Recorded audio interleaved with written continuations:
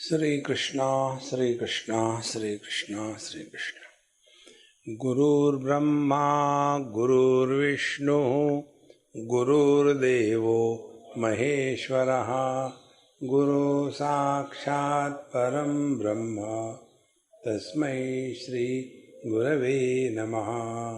तस्मै श्री गुरवे नमः।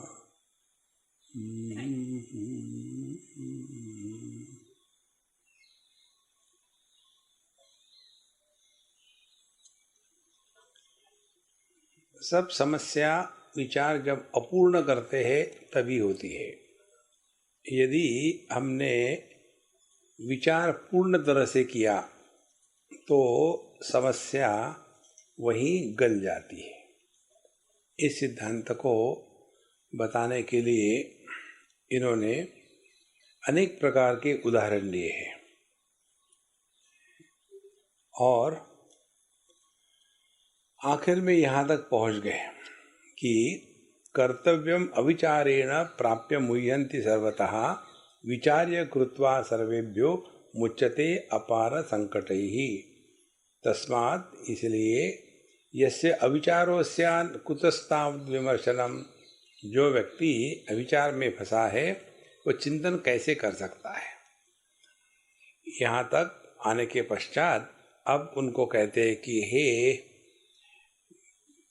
परशुराम जी महाराज, आपने जो उपासना करी देवी की 12 साल तक, वो उपासना व्यर्थ नहीं गई, क्योंकि इसी उपासना का जो फल है वो है बुद्धि में विचार प्रकट होना।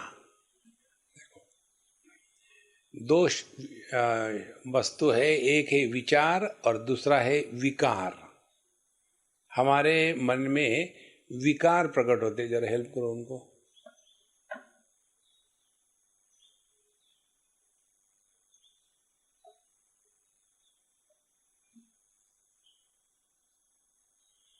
तो एक होते हैं विचार, दूसरे होते हैं विकार। विकार अपने मन की रिएक्शन होती है। देखो, जैसे किसी वस्तु को देखा और आगे चले तो कोई समस्या नहीं। किसी वस्तु को देखा और उस वस्तु के बारे में अब हमारे मन के रिएक्शन शुरू हो गए, उसी को कहते हैं संकल्प। भगवान कृष्ण कहते हैं संकल्प प्रभवान कामान त्यक्त्वा सर्वान अशेषतः। माने दो प्रकार की कामनाएं होती है।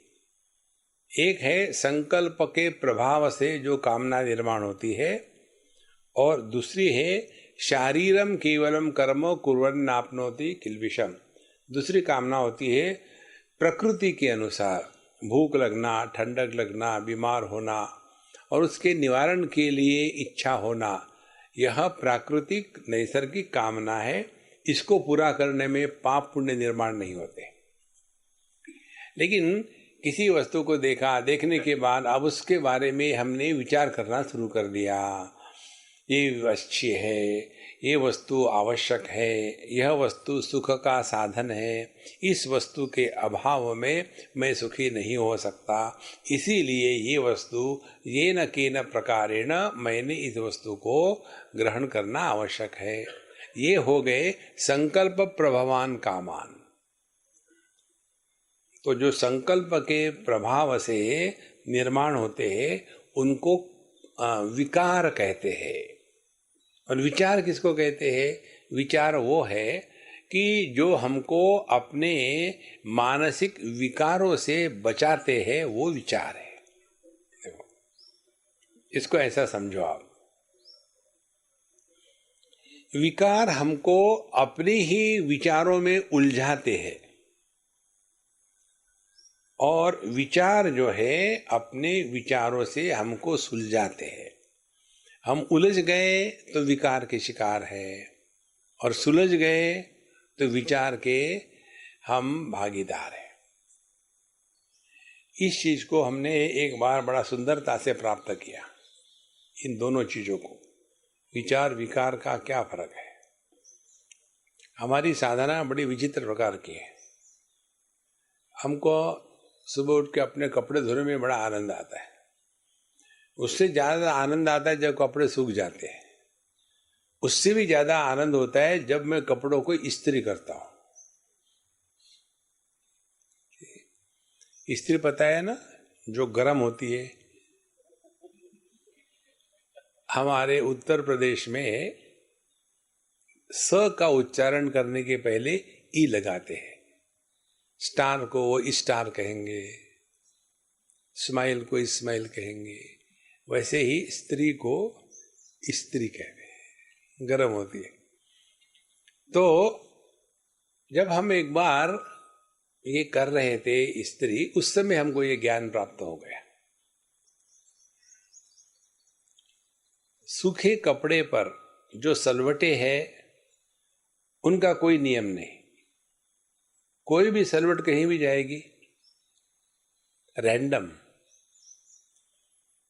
और जब हम कपड़े को प्रेस करते हैं, आयरन करते हैं, क्रीज होती है। क्रीज भी तो सलवटी है, और क्या है, क्योंकि अलग वस्तु थोड़ी है। तो जो सुखाने के बाद कपड़े पे सलवटें आती है वो है विकार, और ये जो क्रीज बनाई है ये है विचार। एक क्रीज के कारण कपड़े में सौंदर्य आता है, और उन सलवटों के कारण कपड़े का सौंदर्य उन सलवटों के पीछे ढक जाता है। देखो, आप यूरोपियन कल्चर देखो तो वहाँ कपड़ों को बाकायदा प्रेस करके ठीक पहनने का एक माहौल है, हर जगह मिलेगा। आप अमेरिका में चले जाओ, मैं गूगल में गया था तो वहाँ हमारे मित्र ने हमको सब दिखाया गूगल का पूरा। लेकिन वहाँ की एक बात हमको बड़ी अच्छी विचित्र लगी, वहाँ कोई ड्रेस कोड नहीं है।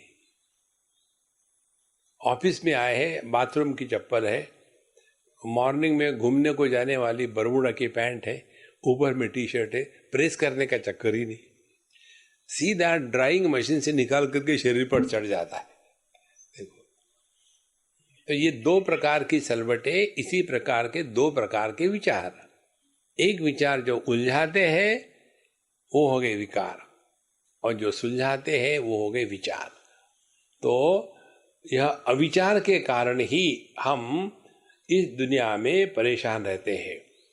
तो राधिता परमा देवी सम्यक तुष्टा सती तदा विचार रूपताम याति चित्ताकाशे रविर्यथा। तो हमने यदि उपासना करी है, हमने यदि नाम स्मरण किया है, हमने यदि नियम रखे हैं, खाना मत खाओ, ये मत करो, एकादशी करो, द्वादशी करो, पंचदशी करो, सब ठीक है, लेकिन उसका परिणाम क्या है? देखो, यदि जिंदगी भर हमको दवाई लेनी पड़ी तो दवाई ठीक नहीं है।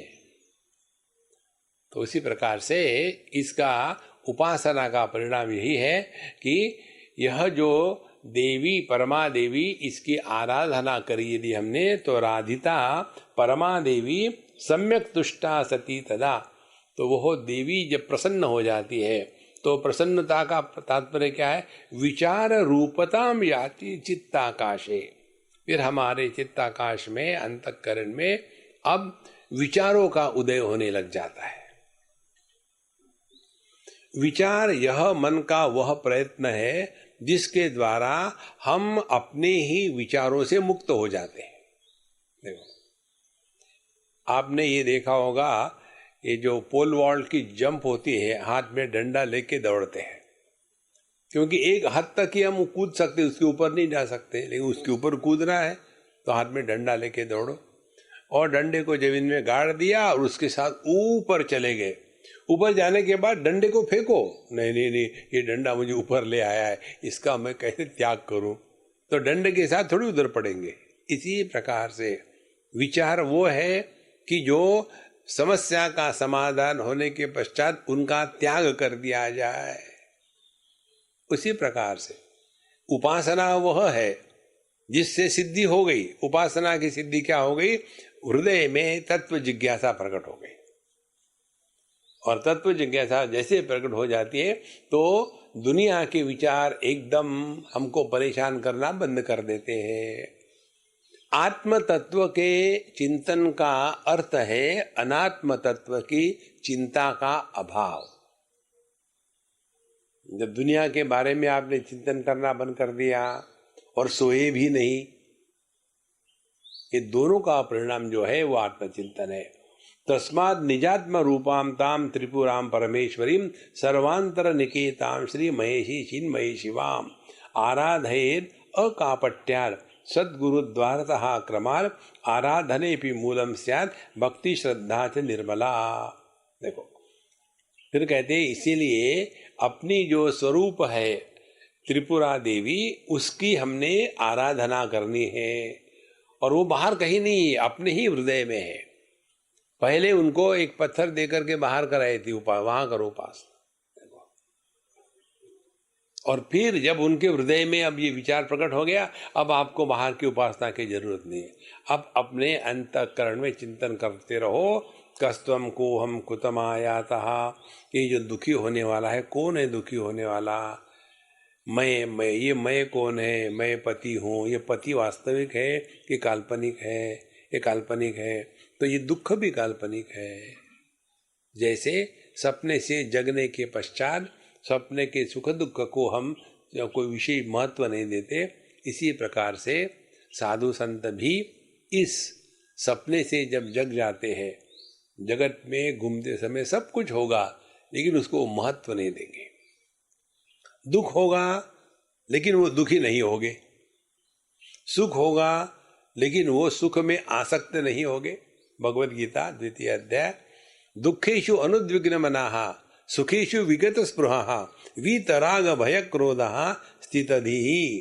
स्थितधीः माने जिसकी समझ स्टेबलाइज्ड है। ही who is stabilised in his wisdom. हमारा विजडम पब्लिक के लिए है, अपने लिए नहीं। देखो हम सभी भारतीय फिलोसोफर है, कहीं कुछ भी हो जाए तो तुरंत फिलोसॉफी झाड़ देते हैं। देखो ये तो दुनिया का दस्तूर ये तो होती ही रहता है। वही अपने साथ हो गया तो सब फिलोसॉफी गायब, फिर वहां हम दुखी होना शुरू हो जाते हैं। अच्छा महाराज, तो आराधे तस्माद, यह जो सर्व सबके अंतःकरण में है, महेशी और चिन्मयी, इसकी नित्य निरंतर हमको आराधना करनी है। देखो हम भगवान का जब अंतःकरण में ध्यान इत्यादि करते हैं ना, भक्ति के अनुसार भगवान के विग्रह को हृदय में देखते हैं, तो विग्रह को नहीं देखना है, वो गलत करते हैं। भगवान की चिन्मयी मूर्ति का ध्यान करना है। बाहर में हम पत्थर की मूर्ति देखते हैं और अंदर में कल्पना करें हाँ हमने भगवान का दर्शन किया। बाहर का पत्थर, अंदर का पत्थर, पत्थर पर पत्थर रख दिया, कुछ नहीं होगा। भगवान के विग्रह का दर्शन हमेशा चिन्मय विग्रह का करना है कि भगवान वहां खड़े हैं, उनका पीतांबर हिल रहा है, उनकी आंखों की चितवन कितनी सुंदर है, उनके होठ बीच में हिल रहे हैं, उनके घुंघराले बाल हवा से उड़ रहे हैं। इस चिन्मय विग्रह का ध्यान भक्ति में करना चाहिए। अच्छा, और इसके जब आराधना करेंगे, अकापट्यात्, अंतःकरण में कपट ना हो। कपट का मतलब क्या है? इसीलिए अपने सभी भगवान हंसते हैं। कपट यही है, हम भगवान को स्पष्ट रूप से कहते हैं भगवान आपको छोड़ के हमको सब चाहिए। अपनी जो प्रार्थना है उसका यदि सारांश निकाले तो यही कहेंगे कि भगवान आप हमारे जीवन के साधन बनो, और ये दुनियादारी जो है वो साध्य है। होना चाहिए उल्टा, ये जो दुनियादारी है ये होना चाहिए साधन, और परमात्मा होना चाहिए साध्य। ये साधन साध्य विवेक नहीं है, इसीलिए उपासना करेंगे, ये मांगेंगे वो मांगेंगे, यदि नहीं हुआ तो क्या फायदा हुआ? इतनी उपासना करें, हम नहीं करेंगे, मत करो, वो नीड्स। देखो कितनी सरल बात है। हम अभी कहीं गए थे तो उनकी पूजा में हमको कहा स्वामी जी आप आरती करो, ठीक है, कर्पूर जलाया और आरती करी और निकल आए। तो हमको एक सज्जन कहते हमारे साथ, जो स्वामी जी आपने देखा उनके पूजा में क्या क्या था? मैंने बोला यार मैं कुछ देखता नहीं, मुझे कुछ मतलब ही नहीं, कुछ भी रहे ना। उन्होंने कहा आरती घुमाओ, मैं घुमा दी। नहीं, मुझे ये पूछना था, आपने देखा, आपको फोटो वहां था? मैंने अच्छा वेरी गुड। तो बोले आपको कैसे लगा? ध्यान से सुनो, कैसे लगा?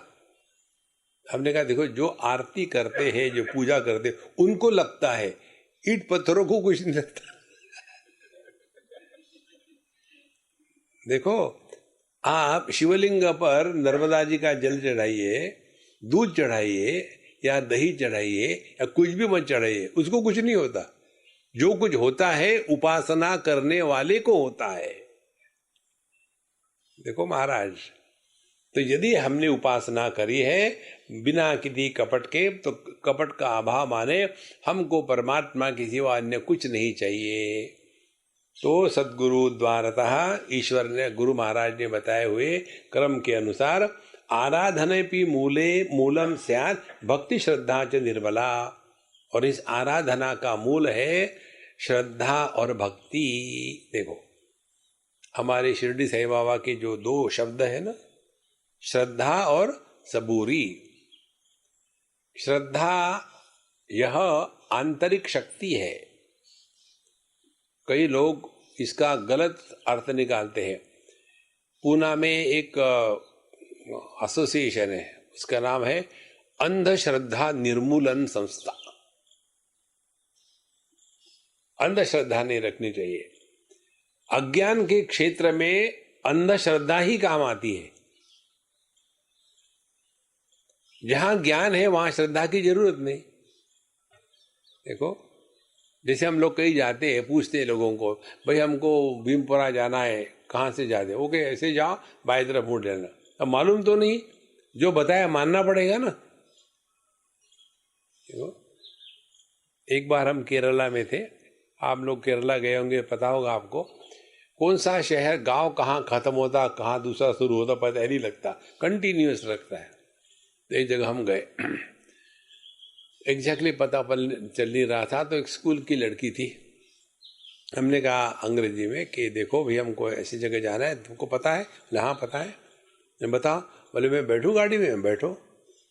फिर चली गई, बोले सीधे चलो, हाँ यहाँ से देने में लेना, फिर वहाँ से बाएं लेना, फिर देने लेना, और एक जगह रोक दी। उतर गए, बोले ये मेरा घर है, अब आप जहाँ से आए वहाँ किसी को पूछ के चले जाना। देखो, अब वो सच बता रहे कि झूठ बता रही है, हमको क्या पता है? मानना तो पड़ेगा ही ना। अच्छा, यदि उसने हमको बेवकूफ बनाया तो दूसरे को पूछेंगे, उस पर भी श्रद्धा ही रखनी पड़ेगी कि वो ठीक बता रहा है। माने अज्ञान के क्षेत्र में श्रद्धा आंतरिक शक्ति होती है। तो भगवान के बारे में हमको अज्ञान है, साधना के बारे में अज्ञान है, तत्व के बारे में अज्ञान है। इसीलिए जो आध्यात्मिक यात्रा है वो श्रद्धा के संबल पर शुरू होती है। भगवान शंकराचार्य विवेक चूड़ामणि में लिखते हैं, शास्त्रस्य गुरुवाक्यस्य सत्यबुद्ध्यावधारणा सा श्रद्धा कथिता सद्भिः यया वस्तु उपलभ्यते। शास्त्रों में और गुरु महाराज ने जो शास्त्रों के अर्थ बताए हैं वो ठीक ही है, गलत नहीं है। इस प्रकार से जो विधेयात्मक शास्त्रों के सिद्धांतों की स्वीकृति है, उस स्वीकृति करने के लिए जो आंतरिक शक्ति है उसको श्रद्धा कहते हैं। यया वस्तु उपलभ्यते, और इसी श्रद्धा के कारण वस्तु माने परमात्मा की उपलब्धि होती है। देखो, यदि हम कहें कि आज तक किसी को भगवान का दर्शन नहीं हुआ, हमने विश्वास रखते हैं, मत रखो। अब किसी को हो ना हो, गारंटी ये है कि आपको कभी नहीं होगा। देखो, यदि आप इस पर विश्वास रखोगे, किसी को हुआ था तो आपको दर्शन होने की संभावना है। इसलिए श्रद्धा ये बहुत महत्व की वस्तु है जीवन में। बिना श्रद्धा के जप, पूजा, आराधना, उपासना पूर्ण नहीं होती। श्रद्धा हमेशा हमको अपने मार्ग में टिका के रखने की एक शक्ति है। यो ये श्रद्धा स एव सः, भगवत गीता कहती है जिसकी जैसी श्रद्धा है वो वैसा होता है। एक उदाहरण बताया हमको, एक कोई है, कहाँ की बात है मुझे याद नहीं, तो कहते हैं कि स्वामी जी आपने तो मेरे पूरे जीवन को बदल दिया। हमने कहा बिगाड़ दिया है कि क्या किया? बोले नहीं, बिगाड़ा नहीं, एक मेरा अनुभव है, जब भी मेरे सामने कोई समस्या आती है तो रात को मैं सोने के पहले आपका एक लेक्चर सुनता हूँ और फिर आपको स्मरण करके सो जाता हूँ कि स्वामी जी मेरी समस्या का उदाहरण, मुझे इसको सुलझाओ। और बोले रात को मुझे नींद में उसका समाधान मिल जाता है। मेरा ये 100 टाइम अनुभव है। अब हम तो कहीं जाते नहीं, हम तो अपने से मस्त रहते। अब उनको ये फायदा होने का कारण हम नहीं, उनकी श्रद्धा है। देखो संतो, ये सत्य है। Shraddha can move mountains, but the shraddha should be stronger than the mountain. हमारी श्रद्धा, उसके नीचे व्हील्स लगे हुए, ढकेलते तो हम भी पीछे आ जाते हैं, टिकते नहीं। देखो ऐसे लोग, गंगा गए तो गंगादास, जमुना गए तो जमुनादास, घर में है तो देवदास है ही अपने। नारायण। सो आराधनेपि मूलम स्यात् भक्ति श्रद्धा च निर्मला। तो यह श्रद्धा और निर्मला भक्ति, निर्मला भक्ति माने जिस भक्ति में जगत के किसी वस्तु की कोई अपेक्षा नहीं, कंप्लेन नहीं, कुछ प्राप्त नहीं करना। देखो केवल परमात्मा को ही प्राप्त करना है, दुनिया की किसी वस्तु को प्राप्त नहीं करना। उसको कहती निर्मला श्रद्धा, निर्मला भक्ति। तत्रापि मूलम महात्म्य श्रवणम परिकीर्तितम। और हमारे हृदय में परमात्मा के प्रति श्रद्धा और भक्ति तब निर्माण होती है जब हमने उनका महात्म्य सुना है। आप देखेंगे जहां जहां बड़ी भीड़ होती है, वहां भीड़ होने का कारण लोगों ने उनका महात्म्य सुना है, और महात्म्य सुनने के बाद वहां पहुंचते हैं, और उसके पश्चात जैसी जिसकी श्रद्धा है उसको वैसे अनुभव आते हैं। यदि कोई एक आध जगह पहुंच जाए, उनकी श्रद्धा नहीं हो, तो उनको वैसे अनुभव नहीं आते। इसीलिए यह जो महात्म्य श्रवण बहुत महत्व का है। अतस्ते प्रथमम राम महात्म्यम संप्रवर्तितम।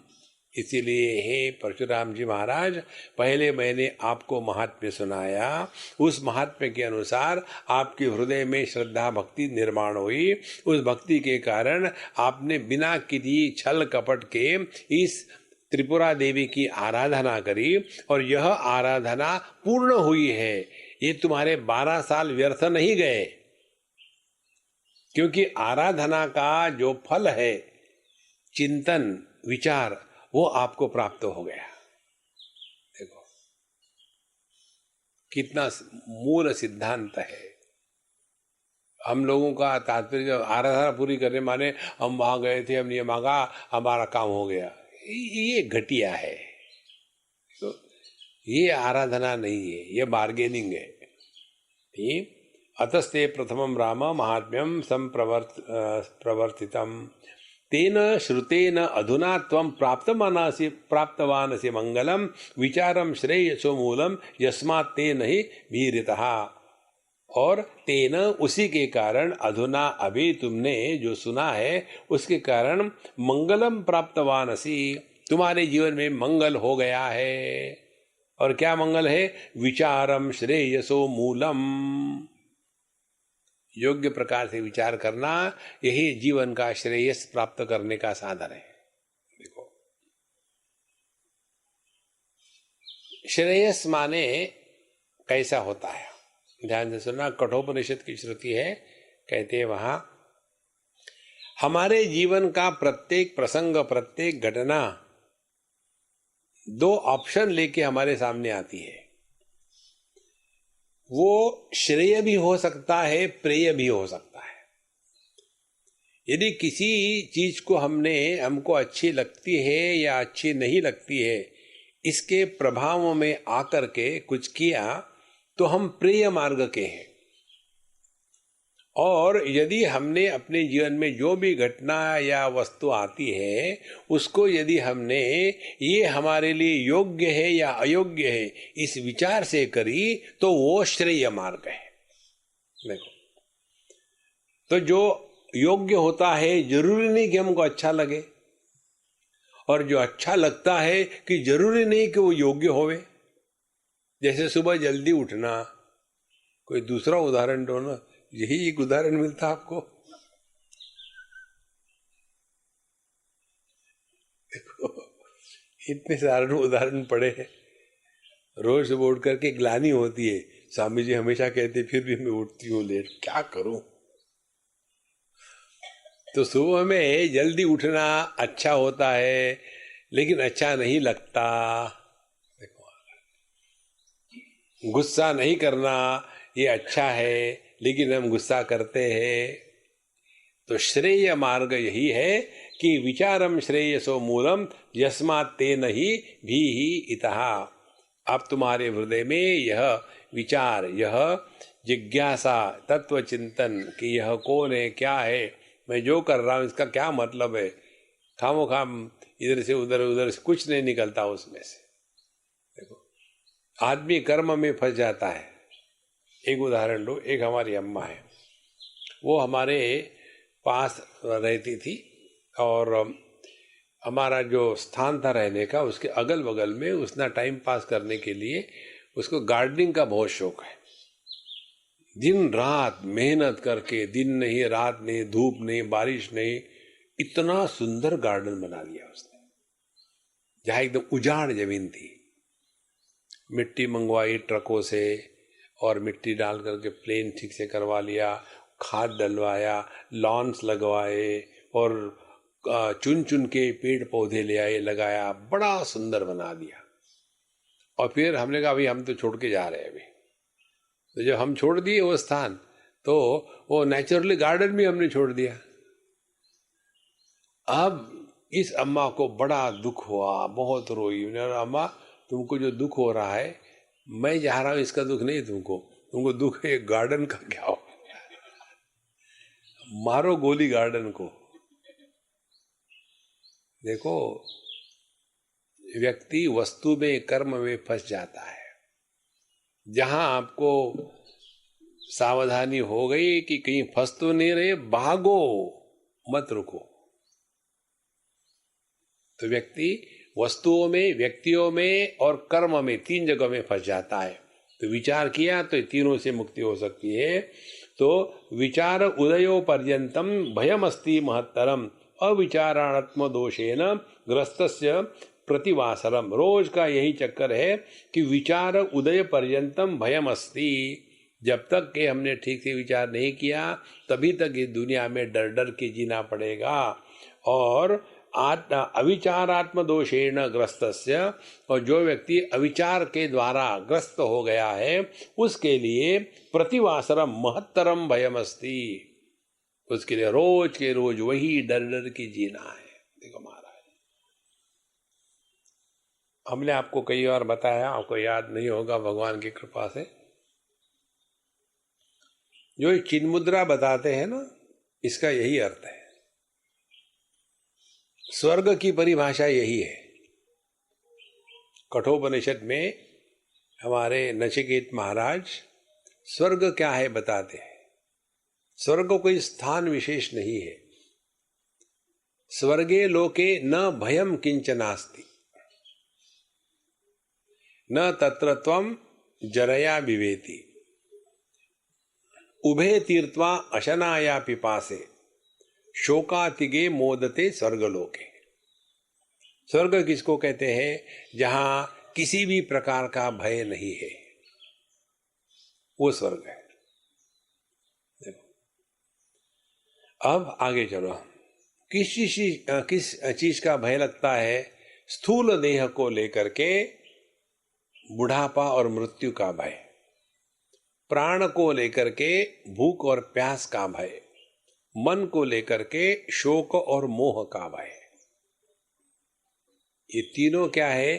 तादात्म्य अन्नमय कोश के साथ, प्राणमय कोश के साथ, मनोमय कोश के साथ। अब चिंतन करो, आपने डट के खाना खाया नाक तक, ये सांस लेना भी मुश्किल हो रहा, और सो गए क्योंकि पूरा ब्लड सर्कुलेशन यहां चला गया, डाइवर्ट हो गया, ऊपर एकदम खाली, तो नींद आ गई। उस नींद में आपने सपना देखा कि आप किसी रेगिस्तान में पहुंचे और आप भूख के मारे मरे जा रहे हो। अब सवाल ये है, ये भूख किसको लगी? इतना डट के खाया, तो ये प्राणमय कोश को तो भूख नहीं लग सकती। और सपने में आप जो भूख के कारण परेशान हो रहे थे, ये भूख किसको लगी? कहाँ, कौन सा प्राण है?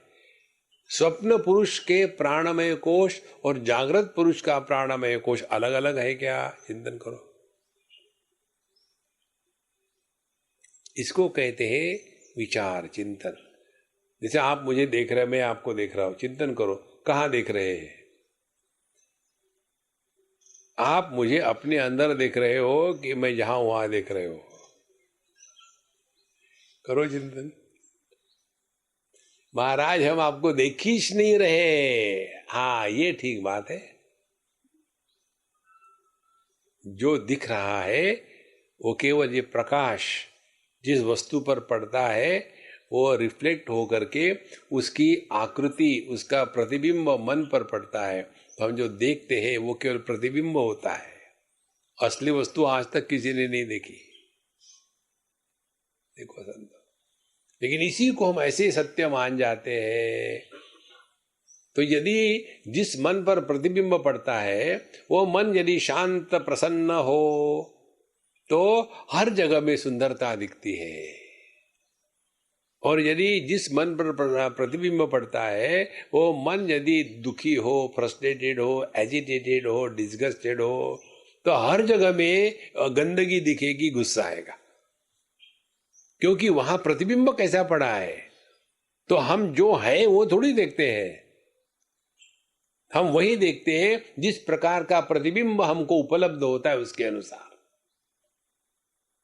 इसको कहते हैं विचार की प्रक्रिया। और फिर बाद में जाकर कहते माँ बाप, आजकल के डिजिटल माँ बाप डिजिटल बच्चे को कहते कि आई एम सॉरी बेटा, मम्मी को सॉरी कर दो। अरे मम्मी को क्या सॉरी करना है, जाके एक और लगाओ चाटा। तो ये अविचार जो है यही हमको दुख देता है। तो अविचारात्म दोषेन ग्रस्तस्य प्रतिवासरम यथा ही सन्निपातेन ग्रस्तस्य औषध सेवनात् अपि तावत् भवेद् भीति यावत् धातोर शुद्धता अशुद्धता। तो जैसे किसी को सन्निपात हो गया, उसने दवाई खाई, लेकिन जब तक के वह दवाई उसके ऊपर प्रयोग होने के पश्चात पूरे इसको निकालता नहीं दोष को, तब तक के उसमें डर बना रहेगा। और प्राप्ति विचारे परमे फलितम जीवितम नृणाम। देखो महाराज, ये महत्व का विचार है। प्राप्ति विचारे परमे, इस परमात्मा के बारे में विचार करने की प्रक्रिया जिसके हृदय में प्रकट हो गई, प्राप्ति विचारे परमे फलितम जीवितम नृणाम, मनुष्य का जीवन सफल हो गया। देखो कितनी महत्व की बात है। तो इधर हमको ध्यान देना है कि हम विचार कर रहे हैं कि हम विकारों के शिकार हैं। जो व्यक्ति विचार करेगा वो कभी भी किसी को मिसअंडरस्टैंड नहीं करेगा। देखो, किसी को मिसअंडरस्टैंड करना ये विकार ही है और कुछ नहीं है। और जहां आपने योग्य विचार किया, आपके मन में किसी के भी प्रति राग द्वेष निर्माण नहीं होगा। तो प्राप्ते विचारे परमे फलितम जीवितम नृणाम यावत् सुजन्म सुनृणाम विचारो न भवेत् परः। इसलिए कहते हैं कि उत्तम जन्म मिलने पर भी जब तक विचार ठीक नहीं हो तब तक कि मनुष्य जन्म व्यर्थ है, वंद्य है। कहते तावंतो जन्म तरवः वंध्या विफल हेतुतः। यदि किसी पेड़ को फल ही नहीं लगे तो वो पेड़ का जन्म वंध्य है, माने स्टराइल है। उसी प्रकार से स एव सफलो जन्मो वृक्षो यत्र विमर्शनम। इसीलिए जिस वृक्ष को फल लगते हैं वही वृक्ष फलित है, योग्य है, परिपूर्ण है। इसी प्रकार से जिस व्यक्ति ने जीवन में इस विचार का आधार लिया है, उसके जो हृदय में विचार प्रकट हो गया है, उसी का जन्म सफल हो गया। कूप मंडूक सदृशा ये नरा निर्विमर्शनाः यथा कूपे समुत्पन्नो भेको नो वेद किंचन। जो कूप मंडूक वृत्ति वाले हैं, देखो हमारे शास्त्रों में एक सिद्धांत है, वानप्रस्थाश्रम में प्रवेश करना माने रिटायर होना, गवर्नमेंट से रिटायर हो गया, अपने काम से रिटायर हो गए, उसके बाद एक जगह मत बैठो, फिर तीर्थ क्षेत्रों का भ्रमण करो, भिन्न भिन्न तीर्थ क्षेत्रों में चले जाओ। वहां जाने से आपको पता चलेगा दुनिया भीमपुरा के बाहर भी है, तब पता चलेगा। और तब पता चलेगा कि हम कितने छोटे वृत्ति में फंसे हुए हैं, देखो। और फिर पता ये भी चलेगा कैसे हम दुराग्रही बने हैं। उदाहरण बताया आपको, एक बार हमारे साथ एक सज्जन थे। अब हम तो दुनिया घूमते हैं, हमको किसी में कुछ फर्क ही नहीं पड़ता, सब ठीक ही है, ठीक चल रहा है। आप देखेंगे ये गुजराती लोग या महाराष्ट्रियन लोग या तमिलियन लोग या साउथ इंडियन लोग, इनके यहाँ खाना जो परोसते हैं ना थाली में, उसके नियम होते, कौन सा क्या परोसना चाहिए। तमिलियन लोग पहले मिठाई देंगे, दूसरे लोग पहले नमक देंगे। यहाँ नमक होना चाहिए, यहाँ अचार होना चाहिए, यहाँ पकौड़े होना चाहिए, सब्जी होनी चाहिए, बड़े उनके नियम होते हैं। और हमारे पंजाब में चले जाओ, मजा ही मजा है, कहीं कुछ भी डाल दो। तो हमारे सारे एक सज्जन थे, और जब हम गए तो उन्होंने रुको रुको रुको रुको, ऐसा नहीं परोसते, ठीक से परोसो।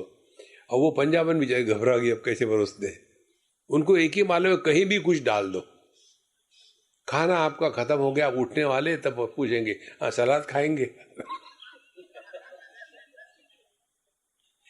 कुछ भी करेंगे वो, उनको नियम है ही नहीं उनको बेचारों को। अब उनका ट्रेडिशन वैसा है।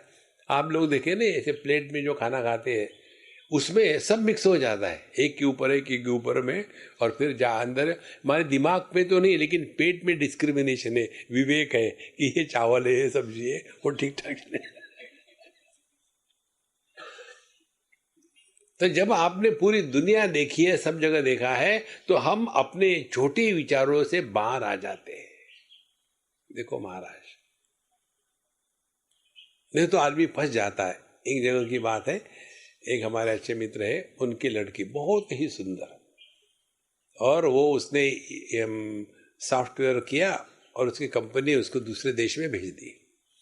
वहां जाने के पश्चात उसी कंपनी के 4-6 लोग भी गए, तो 3 साल रही। और जब वापस आ रही थी तो उसी फ्लैट में उसी कंपनी का उसका जो कोलिग था वो भी आया, और फिर दोनों ने निश्चय कर लिया शादी करनी है।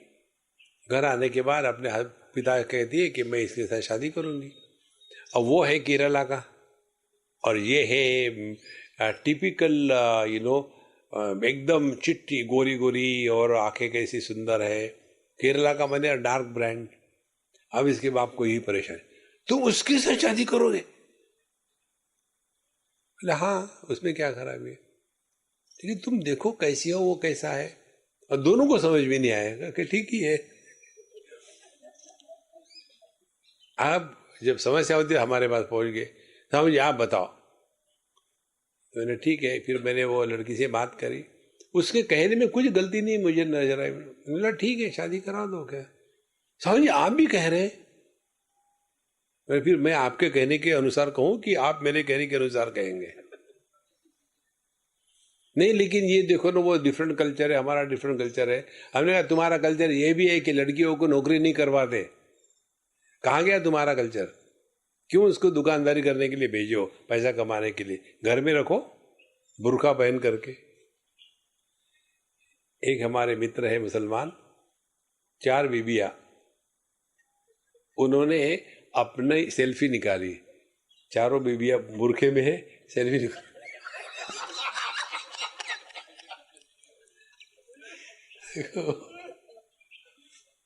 सेल्फी में क्या फर्क पड़ता है, घर में रखो ना।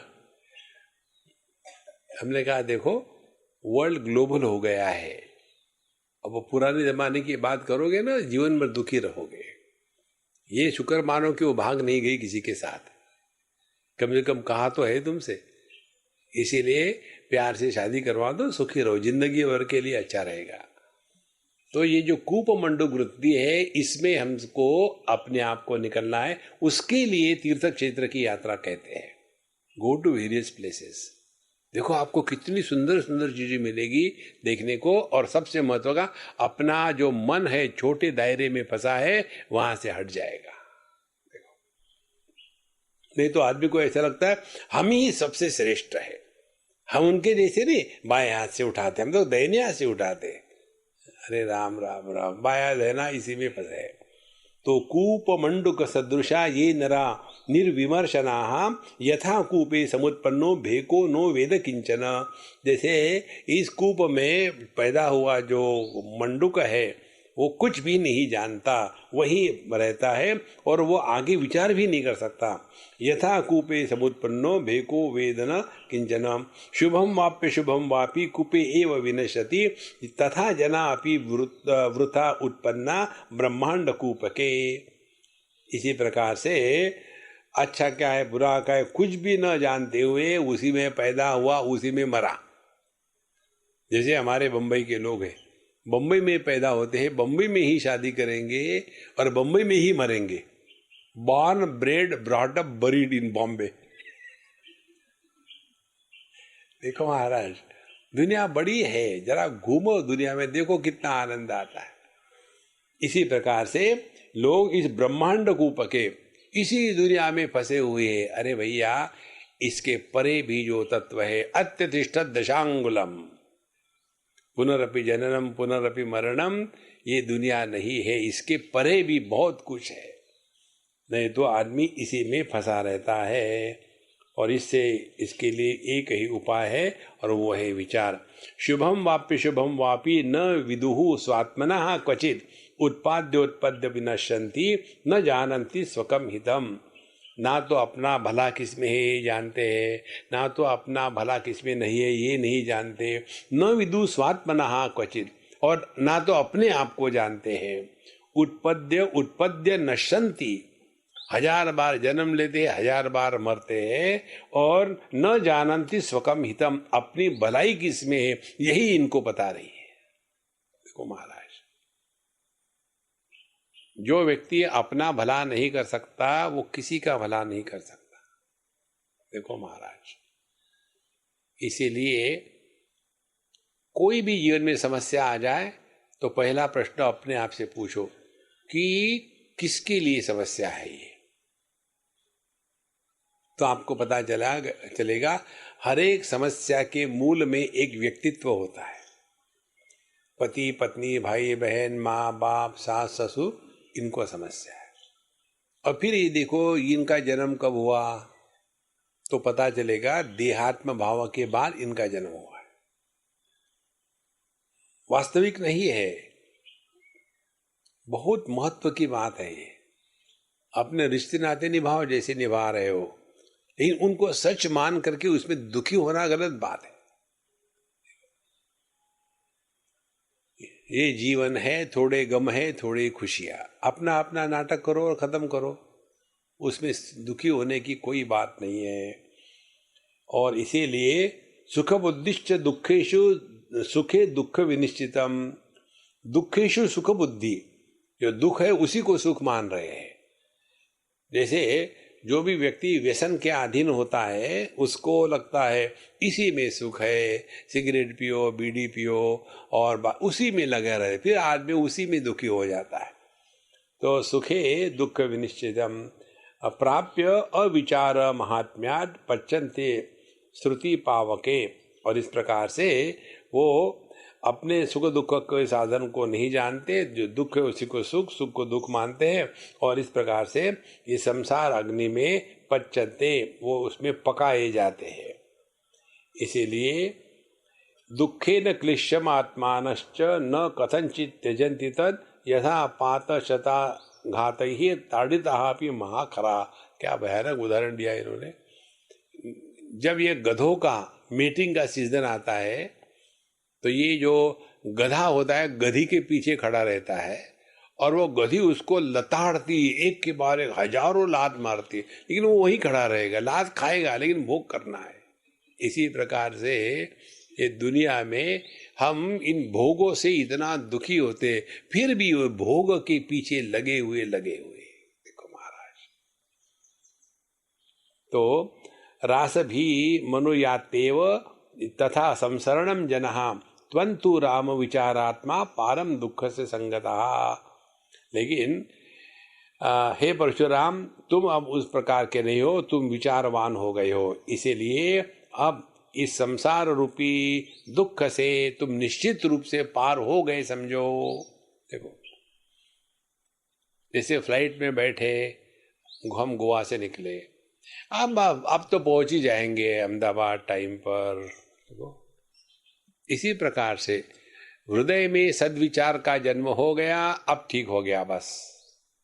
अब निश्चित रूप से हम अपने गंतव्य लक्ष्य पर निश्चित रूप से पहुंच जाएंगे। इस प्रकार यह द्वितीय अध्याय पूरा हो जाता है और इसमें हमने सबसे महत्व की बात जो देखी है वो यही है कि हम यदि उपासना कर रहे हैं तो उपासना का तात्पर्य जगत के वस्तुओं की उपलब्धि नहीं है, चिंतन करना है। जैसे आज तक हमने कितनी इच्छाएं पूरी करी है बचपन से, कोई इसकी गिनती है?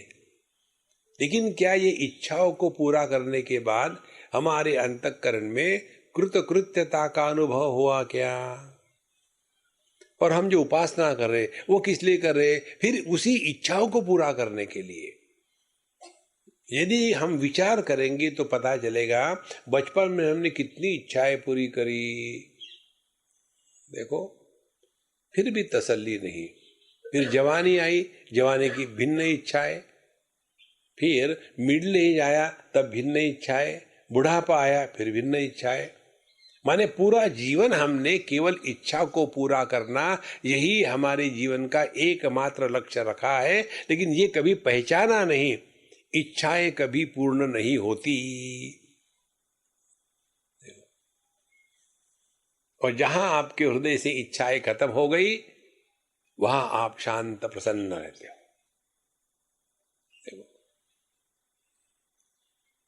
There is enough in this world for the need of everyone. The whole world is not enough for the greed of even one. इच्छाओं की पराकाष्ठा लोभ में हो जाती है। और ये लोभ जैसे तुलसीदास जी कहते हैं, जैसे छाती में कफ होता है वैसे मन में लोभ होता है, आते ही रहेगा, पता नहीं कहां से आता है, खत्म नहीं होता वो, और चाहिए और चाहिए और चाहिए। इसीलिए इस पर थोड़ा कभी कभी एक्सपेरिमेंट करते रहो अपने आप पर। एक बच्चा था, यूएसए की बात है, डिफरेंट था, सुनता था किसी की, तो एक बार हम कहीं खाए, उसको एक पर्टिकुलर टाइप की आइसक्रीम चाहिए थी, वो नहीं मिली, बहुत दुखी, मुझे वही चाहिए नहीं तो नहीं खाऊंगा।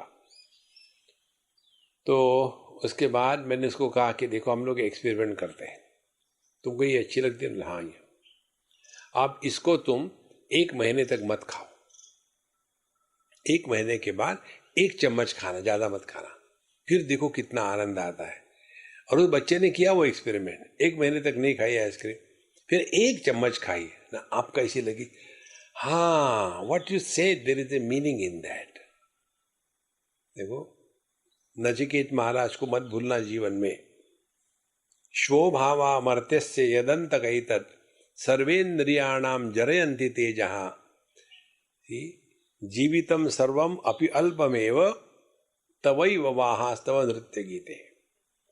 जगत की कोई भी वस्तु इकट्ठी करो, आज जैसी है वैसी कल नहीं रहेगी, सड़ जाएगी। स्वभावा मर्त्यस्य। और आगे कहते इंद्रियाणाम तेजः जरयन्ति, जितना ज्यादा भोग करोगे उतनी इंद्रियों की भोग करने की क्षमता कम हो जाती है। देखो, क्योंकि वही की वही वस्तु इंद्रियों को या मन को हमेशा आनंद नहीं दे सकती। इसी कारण से व्यक्ति इस जगह से दूसरी जगह भटकता है, एक जगह नहीं रहेगा। यहां बोर हो गए वहां जाएंगे, अब ये खाने में बोर हो गए अब होटल में जाके खाएंगे, अब घर में खाना नहीं, या बोर हो वही रोज का वही। ये मन की चाल समझना है। मनुष्य का मन उसी विषय में, उसी भोग में हमेशा तृप्त नहीं हो सकता। इसीलिए देखो ना, अपने यहां कितने पदार्थ बनाते हैं। यदि कोई गुजराती हो, सिंधी हो तो पराकाष्ठा है। पहले जब हम जाते थे ट्रेन से तो भगवान से यही प्रार्थना करते, भगवान बगल वाला सिंधी या गुजराती आ जाए। क्यों? उनके बाकी सामान से ज्यादा खाने का सामान ज्यादा होता है, और बड़े दिल के होते दोनों। डब्बा खोल गया, खाना शुरू, पता भी नहीं चला, अरे पहुंच भी गए। 36 घंटे का ट्रेन था, 36 घंटे खाते रहे। और ऊपर से कहते भी है गुजराती, सूरत नो जीवन काशी नु मरण, माने जो सूरत का जीवन करता है वो निश्चित मरता है काशी में जाके। कितनी वैरायटी है देखो, क्योंकि एक ही विषय पर हमारा मन नहीं टिक सकता। जब ये मन की चाल समझ में आ जाए तो देखो, आप अपने द्वारा कभी दुखी नहीं होगे। मनुष्य अपने से सबसे ज्यादा दुखी होता है, अन्य से नहीं होता।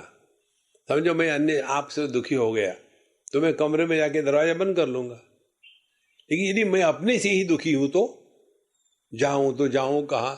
जहां भी जाऊं वहां मैं हूं। देखो, इसको स्पष्ट समझ लेना हृदय में। कई बार होता है ना, हम जाते किसी के यहाँ, वो पूछता है, अरे गुप्ते काहे को आया सुबह सुबह? नहीं यार, मैं बोर हो गया था। किसके कारण? कौन आया तुम्हारे पास बोर करने के लिए? कोई नहीं आया था, मैं अकेला ही था। अब ये सोचो, जो आदमी अकेले में अपने ही कारण बोर होता है, कितना सॉलिड बोर होगा। दूसरे के कारण बोर हो तो समझ में आ गया, अपने कारण बोर हो रहा है, इसीलिए कंपनी चाहिए।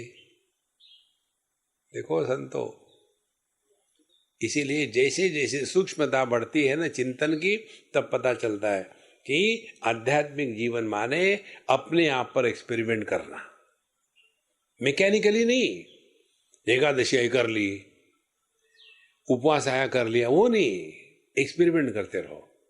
1 हफ्ते तक, 1 महीने तक नमक मत खाओ, कभी भी करो। उसमें नमक खाने का महत्व नहीं है, ये देखना है कि मन की क्या स्थिति है। फिर एक आध बार चावल खाना छोड़ दो, फिर देखो मन की स्थिति क्या है। तब पता चलेगा कि हम अपने मन के कितने गुलाम हैं। और जहां इस मन के ऊपर खेलना शुरू करो, फिर अपने ही नियम को तोड़ो। ये सब बातें हमने महात्माओं से सीखी है। एक बार हम वृंदावन में थे महाराष्ट्र जी के साथ, और हमने कहा महाराज जी हमको जाना है, कल से हमारे लेक्चर है, हम जाते हैं। बोले मत जाओ, क्या करोगे जा करके। एक आध बार आदमी ने अपने संकल्प को तोड़ना चाहिए, और तोड़ने के बाद मन की स्थिति को देखना चाहिए। जैसे समझो आप एकादशी करते हो, एकादशी के दिन जानबूझ करके खाना खा लो, उसके पश्चात मन की स्थिति को देखो। ग्लानि, दुख, अपने प्रति घृणा, ये सब मन के विकार है। जगत में किसी के भी गुलाम मत बनो, किसी के भी, नहीं तो मैकेनिकल हो जाता है। सुबह उठ गए, लगा दिया हरे राम राम राम हरे हरे, कोई बाथरूम जा रहा है, कोई कुछ सुनता भी नहीं उसको। कई घरों में होता है, सुबह उठने के बाद वो शुरू कर देते हैं अपना टै टै टै टै।